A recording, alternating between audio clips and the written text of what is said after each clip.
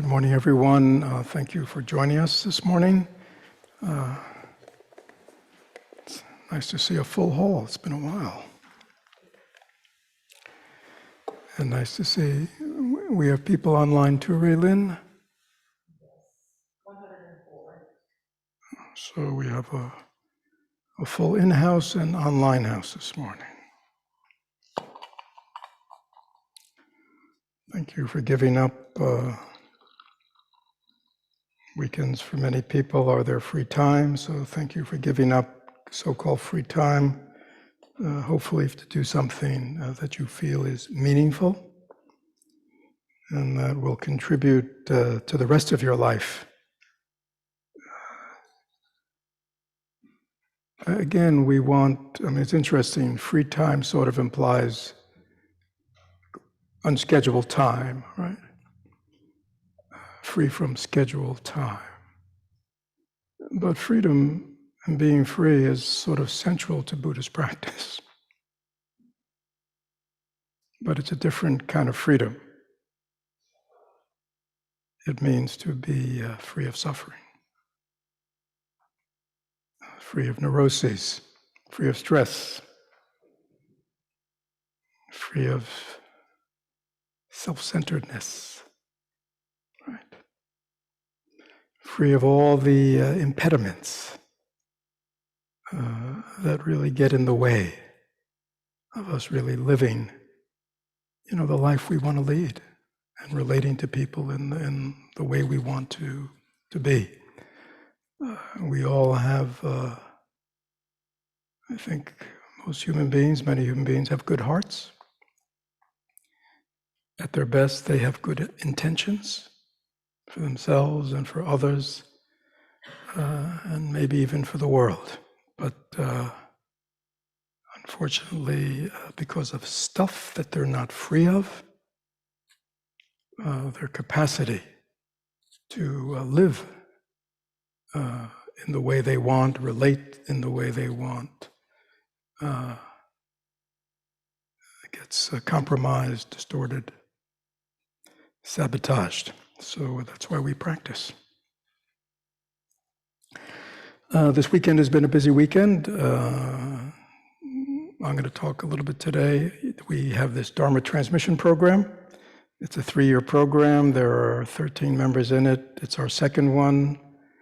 I guess 6-7 years ago, there was another program, had about 15 people in it.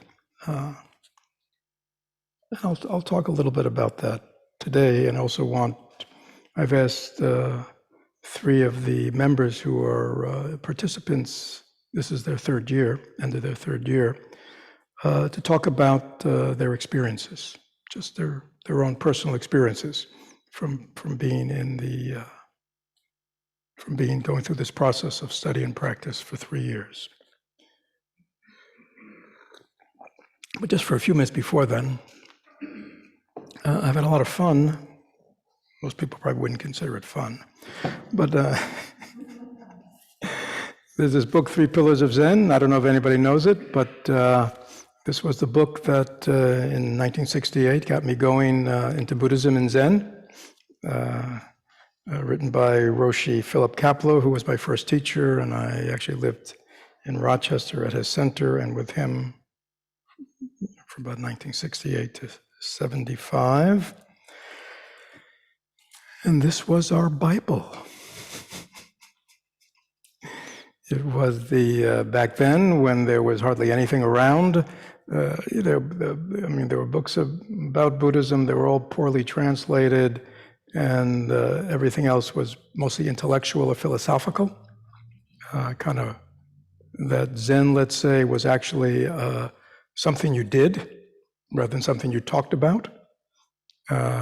And that the freedom that people love to read about with the anecdotes of the Zen teachers was actually something that one could experience. It wasn't just something to talk about at cocktail parties. Was kind of mind-blowing for some of us. So this is a very practical book. It's a how-to book. about meditation and Zen, and had interviews of what goes on in interviews between teachers and students. It had half a dozen first-person accounts of people who had what are called Kensho experiences, insight into the nature of their mind experiences, modern people, not ancients, but people of today, people like us, housewives and business people and parents, and so it was a game changer, and that really what got me going. So a lot of wisdom in it, but I say I probably haven't opened it up in 30 or 40 years. God, it dates me. So I left there in 1975. So that's 45 years ago. That's what happens as you get older. When you remember things, you have to add on a few decades. Oh, it wasn't 25 years ago. So, in his introduction, this is Kapleau's introduction to this section by one of his teachers, Yasutani Roshi, who did these kind of introductory lectures on Zen practice and Zazen and the basic teaching. So in Kapleau's introduction, he writes,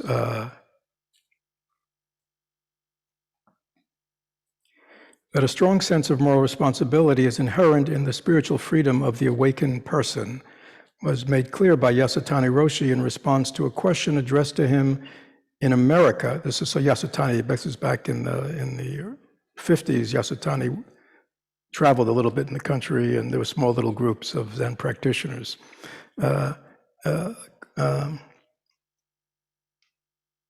So somebody asked him if, as beat Zen, this really dates me, and they remember the things called beatniks?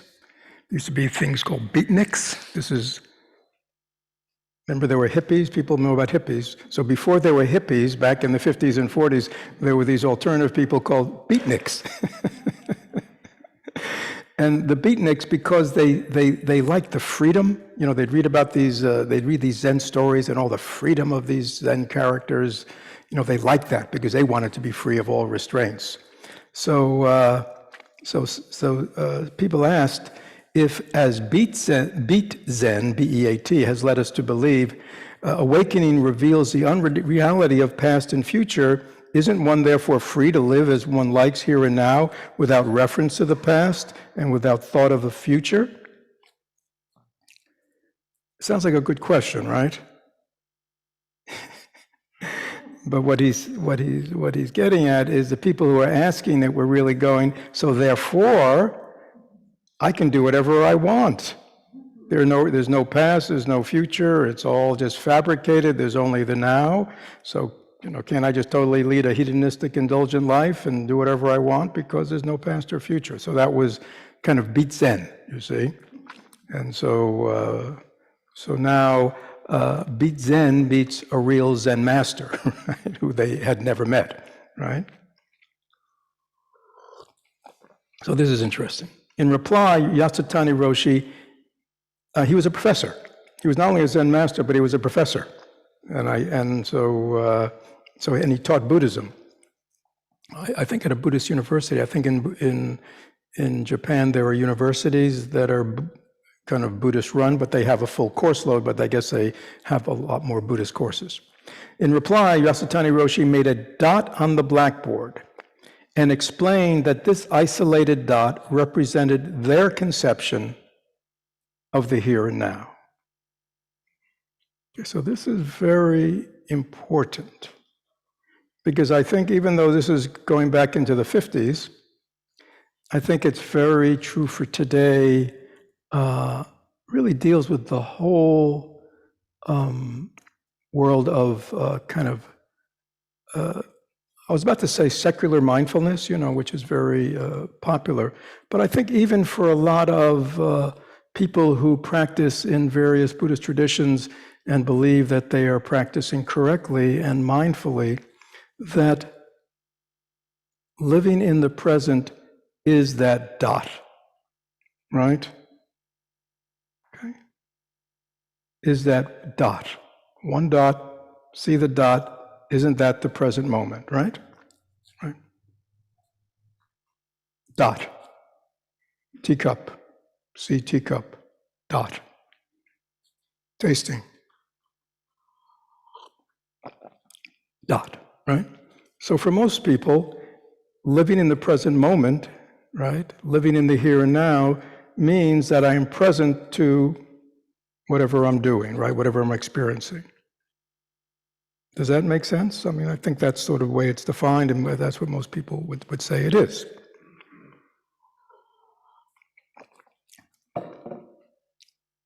Dot.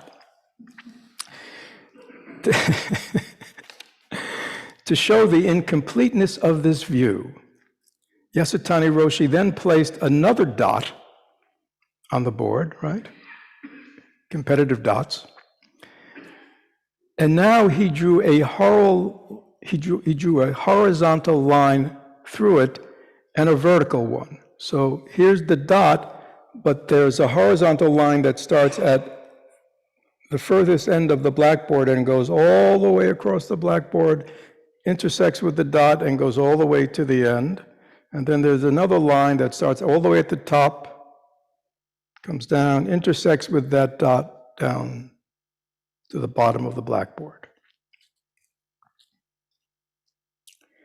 He then explained that the horizontal line stood for time from beginningless past to the endless future, and the vertical for limitless space.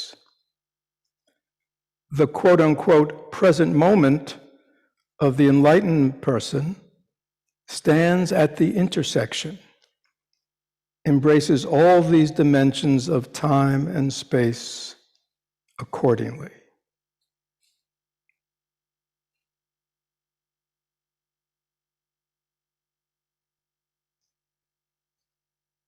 This is very significant.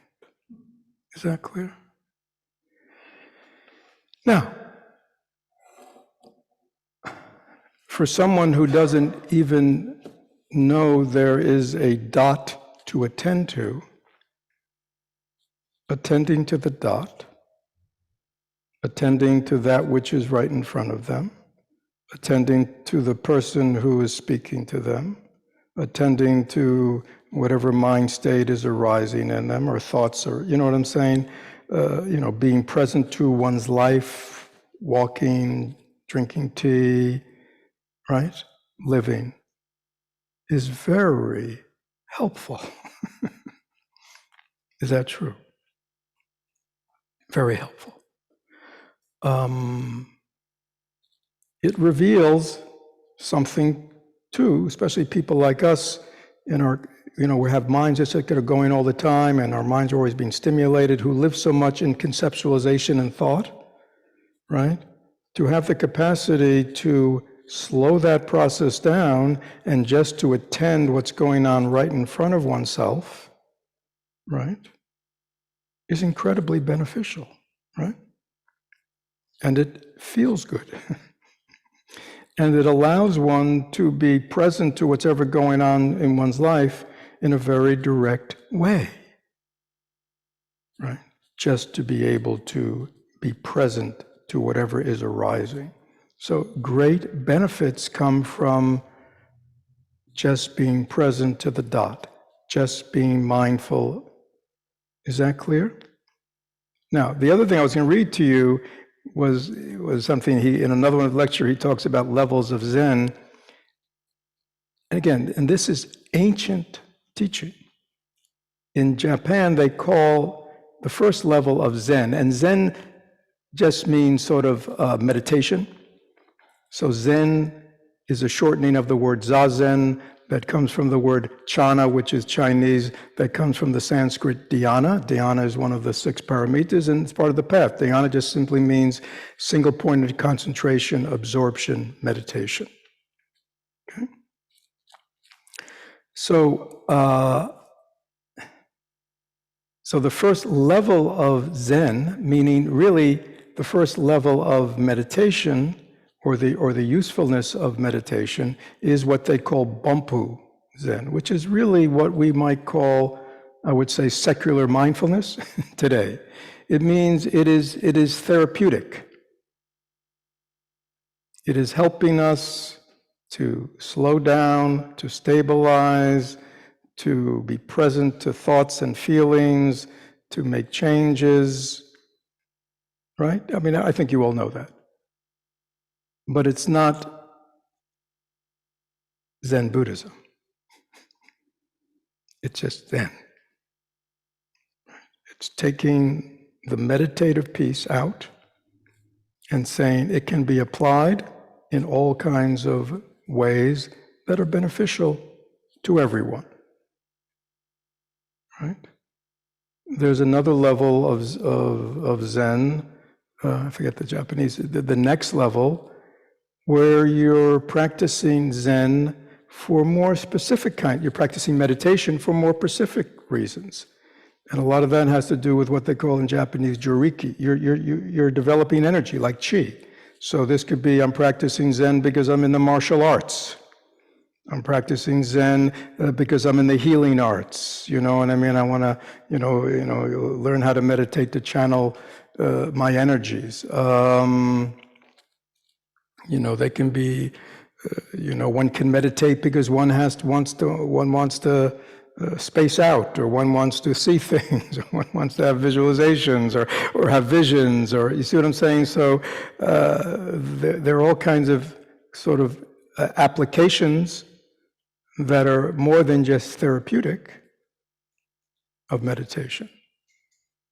But that's still not Zen Buddhism, right? I will get back to the intersection of the two lines. The next levels, and I'll just talk about them, are where you combine Zen, the meditation, with Buddhism. Again, the Buddha said, I teach one thing, I teach the cessation of suffering, right? So to practice Buddhism, and again, there are many, many practices, paths and all that, is because one is no longer having a limited use of meditation, right? Either simply for therapeutic basis or for kind of energy basis or power basis or anything. One is using it as part of a path of transformation. Okay? One would say more of a spiritual or religious path. So when one is meditation is still key, but the use is broader. Now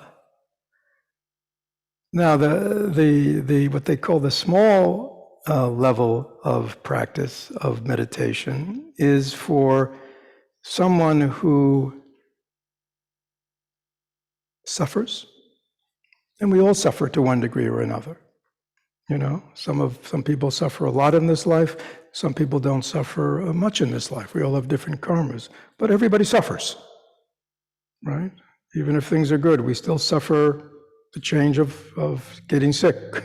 We still suffer the change of growing old. We still suffer the change of death and seeing everybody else around us. I mean, we still suffer impermanence. We still suffer from not getting what we want and getting what we don't want. We still suffer from losing what, gain and loss. So we all, and we suffer from just a deep, often feeling, even when everything is wonderful, that somehow it's separate. We feel separate, we feel alone, there's something disconnected.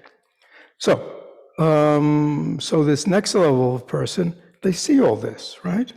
Ooh, this, and so they go saying, they say to themselves, what? I want out. I want out. I'm sick of this. So it's called Hinayana, meaning small vehicle, because they're only thinking of themselves. And often what these people do is they use meditation to escape. And so often they practice meditations that put themselves in an altered state. And there are many spiritual paths where going into trance states is the goal. Because in those trance states, they escape from, right? This world that they perceive is a world of suffering. For a time, they escape from the boundaries of self and self-centeredness, okay? But we don't stop there. So that's the small vehicle. The great vehicle, the Mahayana, which is what we practice, again, and meditation is still central to our practice, is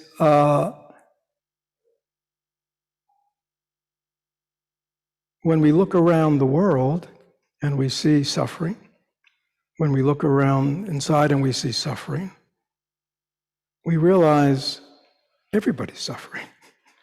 We're all in this together. It's not just me.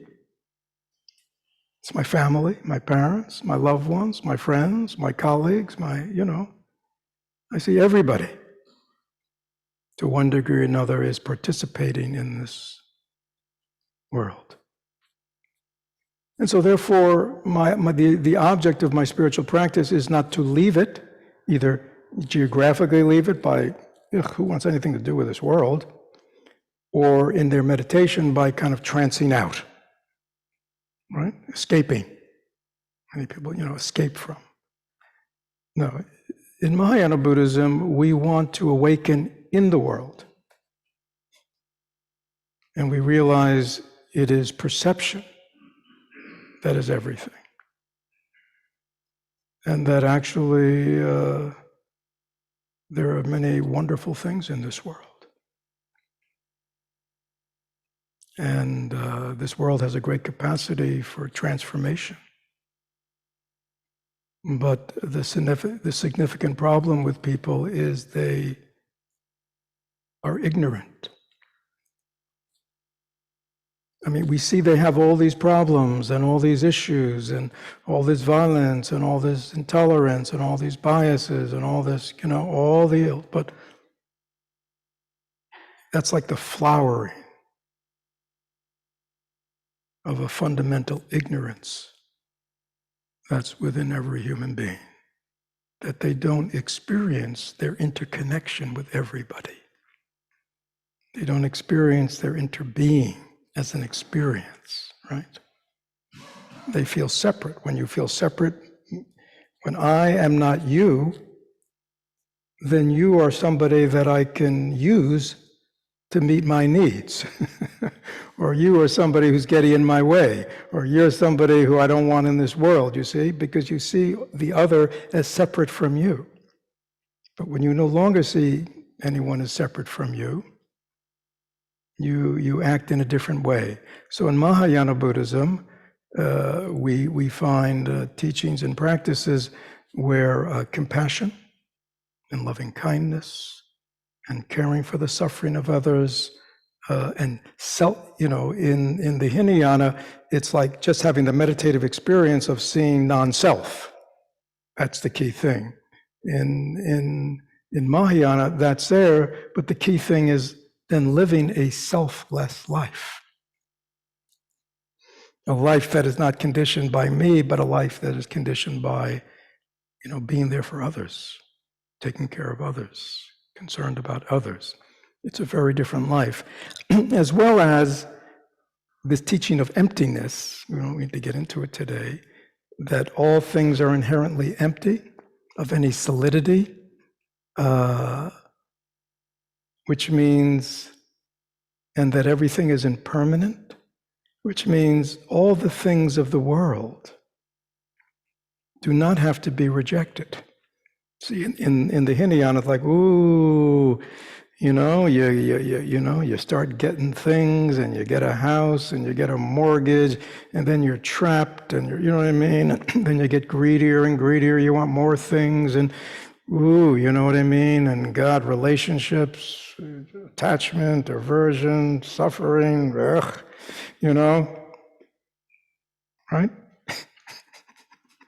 Renunciation.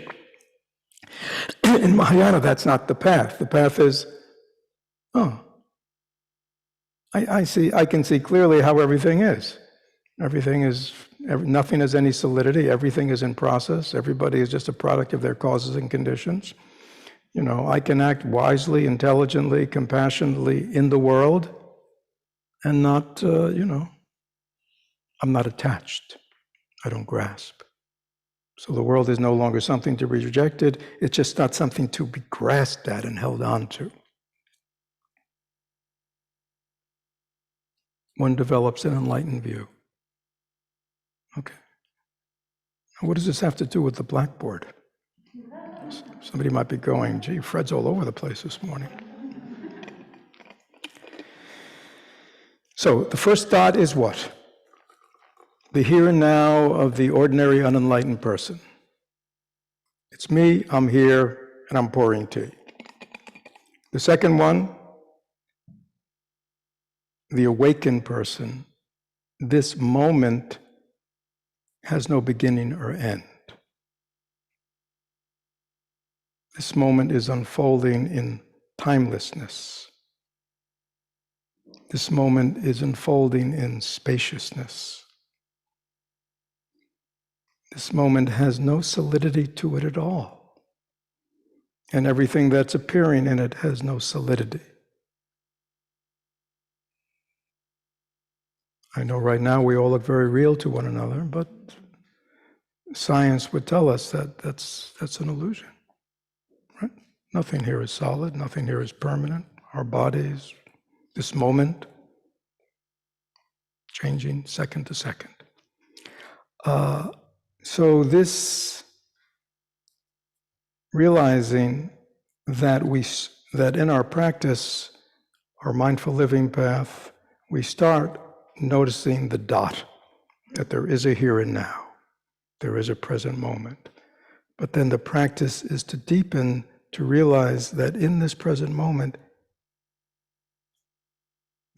all moments are present. Right. And in me and you, all beings are present, is what he was getting at, right? That's the real, ultimately the goal of practice. So, I thought I'd share that with you. So we have this is our second Dharma Transmission program. Let me just quickly tell you about it. It's 3 years. It is not it's not like a Dharma teacher's training program. It's really something that I wanted to do years ago, which was take a small group of people who are committed to transmit in a very systematic way. I mean, we have lots of retreats here, we have lots of talks, we have lots of intensives and workshops, but in a very systematic way, beginning to end kind of way, sort of present, at least the Dharma as I understand it. So we have this 3-year transmission program. It is open to members. We open it once every 3rd or 4th year. The only major criteria is they have to be members for a certain amount of years, and they have to be under 60. People who are over 60 do not like that. But again, it's like, it's kind of selfishly, I want to invest for our community and having groups of people who will be around a while. And statistically, the older you get, the less chance that you'll be around in the future, including myself. But there are a lot of commitments. I mean, people are committing to 2 hours of study and practice every day. They're broken up into small groups that I meet with every other week. I meet with each of them in individual meetings once a month. We hold colloquiums once a month for everybody. They do 4 weekend retreats a year. We're having one of them this weekend. And they commit to 5 to 7 day solitary retreat every year. And again, most of these people are people with families or jobs. So as you can imagine, it's a serious commitment, but yet something that can be done. But it takes kind of paring away at one's activities, and also obviously takes the full support of partner, family, whatever, to do it. And unfortunately, we have people to do it. We've done it. And during the course of these 3 years, they really get a breath. I mean, the first year, it's original Buddhism. It's all the Four Noble Truths, the Eightfold Path, the three of this and the four of that. All the basic fundamental teachings of Buddhism are really studied intently. There are lots of books. There's a curriculum. It's sort of like university, as well as they have a commitment for an hour of meditation every day. So it's like university plus practice. Second year, we do the Mahayana, a lot of focus there, obviously, on many of you know, The Way of the Bodhisattva by Shantideva. It's a wonderful text, plus we put another text. And this third year is the wisdom part of the year. So we're doing Zen, that's how we're doing now. We're doing a whole section on Zen and Chan, which is Zen, as it originally was called in China, and still a very active tradition in Korea. And before that, we did a whole section with the Tibetan wisdom traditions, Vajrayana wisdom traditions. So that's what we're up to. So that's kind of the program. But I wanted you to hear from 3 of your Sangha brothers and sisters who've been in the program, just their experience. I've asked them not to talk about anything that I just talked about, but just to share with you so you get a sense what it's been like for them. And so, 2 are online, right? Oh, in here we'll only be able to hear them. So, Donna and Chris and Rosie. Where's Rosie? Here's Rosie, and Rosie will be in the hall. So why don't we let somebody go from online, then somebody in the hall. Why don't you come up, sit up here, Rosie? So why don't we go? Let's go with Donna. Donna lives in near Asheville. She was in North Carolina. So a lot of her contact is online, but she does come down for retreats, and she does come down for solitary retreat. She's a therapist. So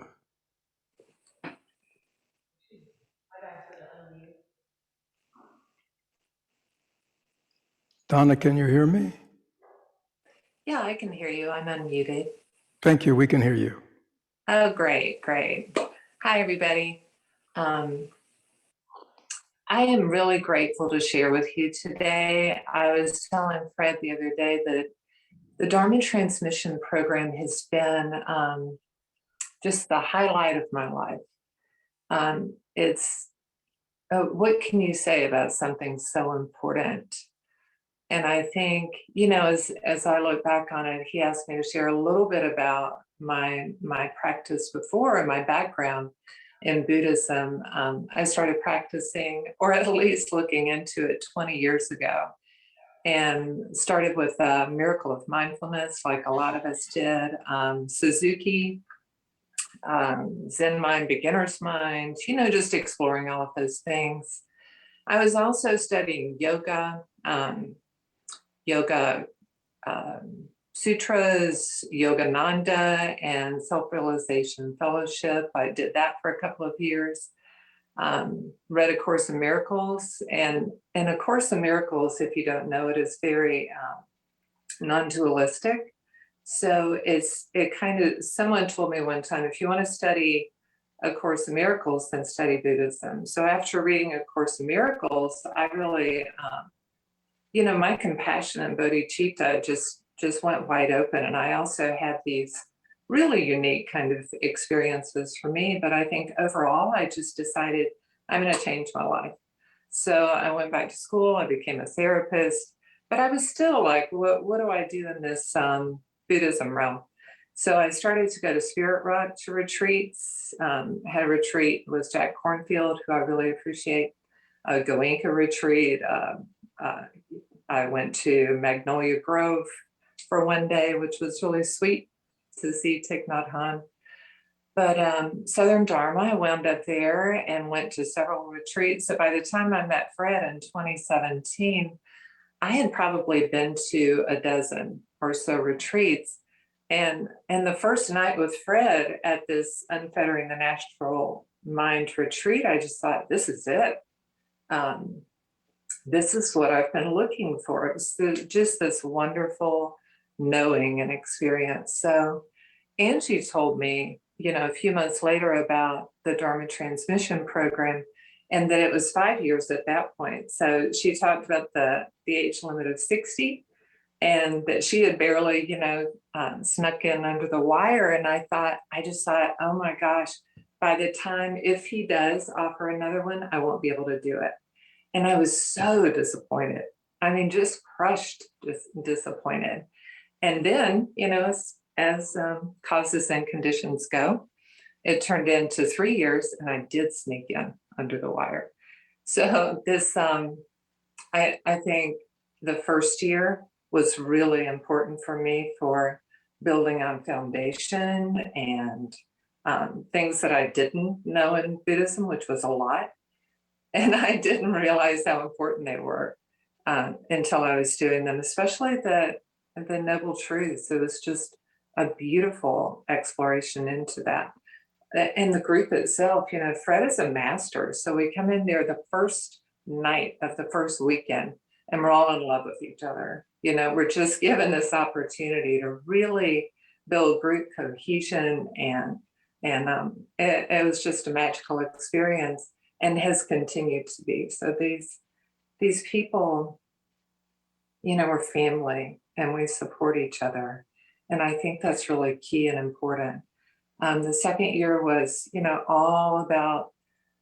It was certainly Mahayana. We have lots of readings, but really it's about Bodhisattva, about bodhicitta to me.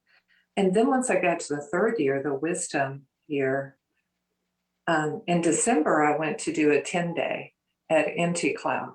And I knew something was different. And I think during the first year, what I've left out is my life just kind of fell apart. Life happens. But what needed to fall apart did fall apart. And a lot of things in my unconscious, in my storehouse, just came up to the surface.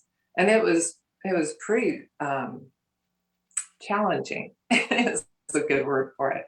So by the time I make it to the third year, I realized that I have changed, that, trust and faith and belongingness, and starting to really get that I'm not a separate self. That was changing. So I go to this 10-day retreat, and I realize this change there. I'm working with Garib Dorji's 3 statements, if you guys have ever looked at that. And I thought, it feels different this time. It's certainly a practice, but it was more sustainable, and there was something more solid. So this solidity that Fred and all of you have helped me with, that just started to build. So then, we come to June, and I went to the wisdom retreat. I was lucky enough to be one of the people actually at the center, which was magical. But again, it was more of that trust and faith, and more of that solidity, and enjoying looking at the clouds from our special little rooms there at Great Cloud. And then I went to the one in September. So each time I've been, just touched by the experience of awareness, of no separation. And it's certainly a practice. I'm not saying that this is happening for Donna all the time, but I am saying that it's different. And I feel like that I can be more helpful. And I truly hope that I can be, but I feel like I can be more helpful. When I first met Fred, we kind of got in alignment with what my aspiration was. And he said, first help yourself before you go out trying to help people. And I'm totally on with that. And that's been my aspiration the whole time. But it feels like I'm closer to doing that at this point. And of course the practice continues. And as we draw to a close, I'm so sad and and clingy and graspy with all of these people. But I'm also so grateful. We have had an experience, a really intimate experience with Fred, an intimate experience with ourselves or lack of self.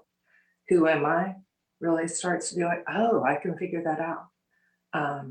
Or not figure it out. That can come to me. That experience can come to me. So if there's anybody listening and they're thinking, I don't know if I can do this, just do it. Just do it. Just do the Nike thing and do it. I'm gonna leave you with a kind of a visual. I was kayaking a few months ago, and I'm not a great kayaker at all. So I'm on a river, and I get into this eddy, and I'm just swirling around. And these experienced kayakers came and said, hey, if you do this, I don't even remember what they said. I think it was lean forward. If you do this, you're going to get out of the eddy. And I said, thank you. I think I would have been there forever. And I feel like that's where I was before I met Fred and the Sangha that I was just spinning around. And yeah, now I'm going down the river, flowing with all of you and the river. Thank you, Donna. It's always interesting to hear spontaneous words. Rosie, you want to come up? So this is Rosie. Rosie lives here in Tampa. Rosie's an immigrant from Nepal. Came here at how old? 25. Came here at 25. So she really is. She's married, has 2 children, and this is Rosie. And then Rosie became a member, and then she joined the transmission program. So do you want to, maybe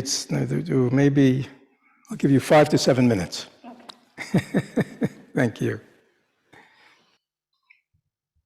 Hello, everyone.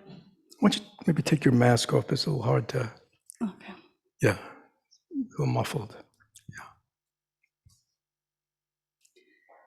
Yeah, I moved to Tampa in 2017, and I found FCM at that time. And prior to that, I know. My first doorway to Dharma was Vipassana in my early 20s. And I was definitely suffering as a teenager. Not the suffering that people would see. People would see me as a happy teenager or whatever. At that time, no one could tell, but there was some suffering in me. And I was definitely looking for happiness. And I went to Vipassana, and it was amazing. It helped me. And then later on again, married, have kids, and then life and all the suffering. I went back into that habitual tendency of going in a deep hole and going back to Vipassana, and was really impressed how it wasn't as significant as the first time, but still it helped me to come a little bit up so I can a little bit look. And like Fred said, it was I'll come back to that, but it helped me, but my practice was with me, practicing to make the practice strong and getting my peace in my mind. And it was about, but still that understanding piece and was missing. And then I was still seeking, searching. I went to Rishikesh to do the yoga teacher training, and That's in India. Yes, in India. It's a yoga capital of the world. And I went to, I got MBSR. I did MBSR. I was really impressed by that mindfulness, being in here, being in now, and implementing that mindfulness, and how important that was. So that was really helping. And I also thought that, wow, this is not enough. I need to be the teacher. So I got the teacher training from UMass, and and I was teaching too, but still that I did see that in me, that my practice and myself inside was like, I used to visualize this tree that I'm trying to help others, but I know that when there is a storm, the roots are not strong enough. And I could feel that, because even when I drew those trees, those were weak trees. So I knew that. And I started taking intensive. Before taking intensive, I didn't know what FCM was totally about, because I thought it was mindfulness, or I don't know, because I went to a lot of temples and different monasteries, so that things that used to attract us to the temple was the food and the bells and the incense, and so I didn't know whether we went to temple for the food or what. So it was like, okay, so where is the food? Where is more food? We can have more food. So still, like, that wasn't like, it was not like, oh, I came inside and stepped into FCM and I felt like, wow, this is the, that didn't happen to me. And yes, Fred's Dharma talk. Fred talked about how he would ask people in one of his Dharma talk, he said, like, he would ask people, how is their life going, like practice going, and how is their life going? And people would be saying that their life is great, like their practice is going great, but their life sucks. And then he said, that's not the real practice. And I was like, wow, that's what I need then. So that's when, and then coming to interview with Fred, did help me. He see things better, know things better. So I definitely knew that this is a great teacher, but still, like, I didn't know if it was, he was my teacher. Because coming from Nepal, and I went back to Nepal again, I was thinking I would find even like more great teacher or something, and things didn't happen. I was supposed to go to the top of the mountain, the cars just slide back, and I was like, oh, I couldn't go somewhere. When I went to the monastery, stayed there, the teacher was not there. He was in a Europe and US tour to giving teachings everywhere, but he was not in his monastery. So anyways, so, and then I was like, I had seen this email and I had this feeling like I wanted to do this program, but still, like, I'm not that old student of Fred that they're asking for, and maybe I'm not fit for this program, so I don't know, but I didn't even have the courage to ask. Then finally, since I was more comfortable with Angie, I talked to Angie, and she said, like, why don't you email? The program had already started, why don't you email Fred? And I emailed Fred, and I think Fred talked to all of the Dharma Transmission Group, and I am very, very fortunate, and I feel a deep gratitude from the bottom of my heart, like, Donna just said, it's the best thing possible that had happened to me, and I feel very fortunate because, like, yeah, there was a lot of fixing of my lenses that was needed, and I was not seeing things in the way I need to see. And Fred's teaching is more about practice, and he is more about how is your life, how is Rosie doing, how is her life, how is her family, how is the, like, it's not about what you read, because I have the tendency of like a different way of learning. But he, like, okay, so how did this affect, like, how is it showing up in your life? So it was very, very deep teaching, and the way he could see through of why I was falling. And it was not something like, oh, you have this, take this, and you'll be fine. But he helped me see where I was stuck and what I was not seeing, and helped me see that clearly. And it's amazing, because, like, yesterday Fred was saying, everyone thinks that they are from heaven up to Sita or something, and the problem is somewhere else. So there was definitely that seeing that, wow, I am such a kind-hearted person all my life. I have been trying to do this and this. Have you ever seen in my life, if you go back to the history, have I hurt anyone?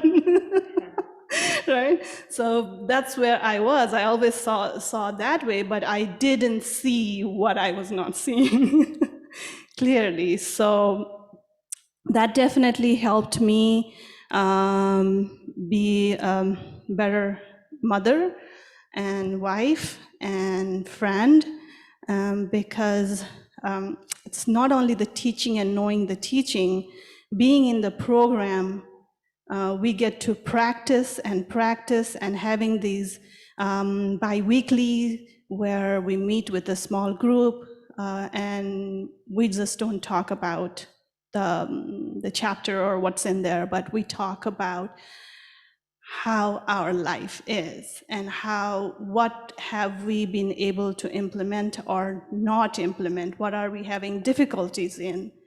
And since we are here together in that call, there is a sense of community, and there is so much of understanding, and in the process, there's so much of, I don't even have words. English is not my first language. You're doing quite fine, but I have to ask you to summary sentence because Okay, we're gonna have. so the summary is like, it's just wow. Well, thank you, Rosie. And last is Chris. Chris is down in Fort Myers. Chris Lee Nyun. Am I saying it right? Chris Lee? No? How would you say it? Yeah. Thank you. Well, I'll let Chris say it. So Chris has been with us a good time. Chris now is in his 30s. He came to us in his 20s. When he came, he was very much a scientist, very skeptical. I remember old Chris. Very skeptical. And he's married, and he has a new child. That's about anyhow. So this is Chris from Fort Myers. Thank you. Can everyone hear me? So prior to the Dharma Transmission, I was still pretty active in FCM, doing intensives and retreats. But when the intensive would be posted, it was always, well, let me see what my friends are doing, which one they're taking, which intensive seems more tasty to do, or, I don't really like this topic, or I'm too busy right now. A lot of thoughts like that.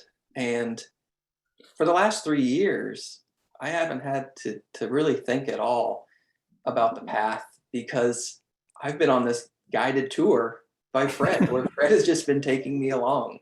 And there's just a lot of ease and freedom in that alone. I don't have to figure it out. It's, I just show up. It's like showing up for dinner. I don't have to prepare anything.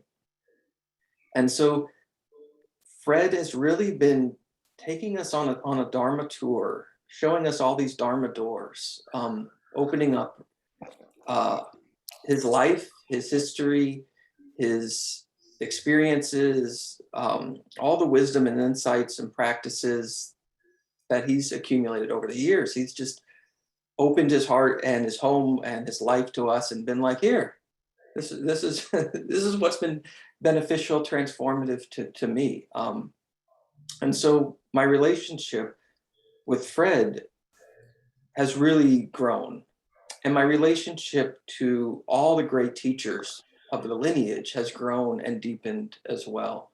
And the word that comes to mind is just steeped. I just feel like I've been, for the last 3 years, steeped in the lineage, steeped in the history of the Dharma over the past 2,000 years, because Fred has just been taking us through, not necessarily year by year, but just from the beginning, from the Buddha's enlightenment, and just showing us all the Dharma all the way up to his very life over the last 45, 50 years here. And that to me is amazing. And it's also me opening up to Fred and him really getting to know me more as a person. Prior to Dharma Transmission, I could disappear. I could sit in the back row, stay quiet, keep my head down. But in Dharma Transmission, it's a small group where you're meeting with your brothers and sisters. You're meeting with Fred on such a basis every other week, and it's just constantly like pouring your heart out, pouring your mind. What's, how is Chris today? How is Chris dealing with what he's studying, what he's learning, what he's practicing with? And so really learning how to open myself up in a way to Fred and to the people in my group. I really didn't, when I went into this, think about how much the relationships and the friendships of the other members in Dharma Transmission would be so transformative to me. And over the past 3 years, I've really just opened up in those friendships where they're the people that I rely on, the people I go to, the people that I share, like just intimate details about myself. And I know that they're there for me because we're all just going through this together, practicing, studying the same things. And that's been amazing, as well as my relationship to the Dharma through the teachings, the texts, the practices. Just learning how to read the Dharma, how to study the Dharma, how to experiment and just be free with this stuff and not caught up in so much of the conceptualization, so much of the technique, but really just being open to sampling as we go on this tour of all these Dharma doors. And just there's such wonder and splendor in finding all these. He's like taking us on like a backstage pass and like, oh, look over here. We've never seen this before. And if you go over here, look at this. And it's been so just eye-opening to see how big and deep and interconnected the Dharma really is. And he's really given us the freedom to, if you resonate to something, if you find something, keep diving in that direction, keep exploring, experiment. So the word experimentation really has come up a lot for me when I reflect on these 3 years. It's just being immersed, bringing it into my life and experimenting. And I remember at the start, the last Dharma Transmission was sharing about their experiences. And they were sharing about how so much of aspects of their life just dropped away. And I remember like not really understanding that. But now 3 years later, there really is so much of my life that was just entertainment for entertainment's sake, that has just dropped away, that is just no longer a priority, no longer there. And I just don't even want to pick it up because I'm just so grateful, and I'm just so in love with the Dharma. And it's just been a wonderful tour. And I'm just so grateful for all the friends that I've met and come along, and Fred, and all the teachers that have transmitted to Fred and transmitted to them all the way back. That about. Thank you, Chris. Just full disclosure, I had no idea what anybody was going to say, so it's a little embarrassing to hear them talking about this guy Fred all the time, but I believe in transparency and non-rehearsal, so there it is. And also, please understand, this was not an advertisement for, even though it sounded that way, hearing people's enthusiasm. I mean, it's just, I realize many people, their situation in their life would really prevent them from doing that. And again, please understand that while I certainly am happy to hear the positiveness of these three and what has gone on for them, please understand I also hear that from many members who aren't in the Dharma Transmission, who would just, practice seriously, not like seriously, but seriously. I mean, it's that this is just an important part of their life, and they do what they can. They come to Sangha when they can. They're in intensive workshops. But the most important thing, and I think Rosie was saying that, and I think that's one of the hallmarks of our community. Early on in my Dharma career, I would, everybody, they would talk about their practice. This is my practice. And when they meet fellow practitioners, how's your practice going, right? And I realized as I got to know these people that how their practice was going and how their life was going, how their practice was going, how their relationships were going, were like two different worlds, And it struck me that that's why, of course, I love Thich Nhat Hanh and engaged Buddhism. That Buddhist teachings, it's good to study, it's good to practice, but yet, why do we do all that? So we can show up in the world, show up in our relationships, show up at our places of work differently, to be of help, to be that calm, clear person, to be that stable person, to be that compassionate person. And to me, that is the proof of the pudding of practice.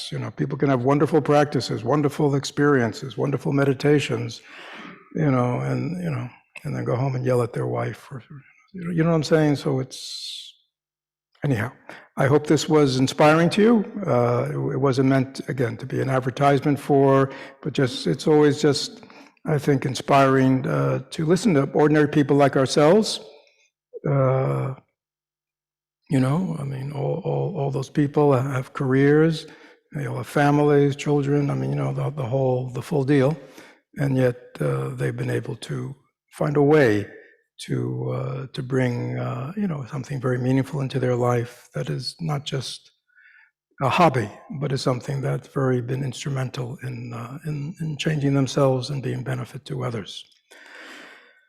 So this has been a nice weekend. We have another hour or two of retreat. Started on Friday night, and then yesterday, we had a workshop. Maybe some of you were at on the beginning a new practice Saturday morning, which is quite wonderful. It's all good. Thank you all for coming.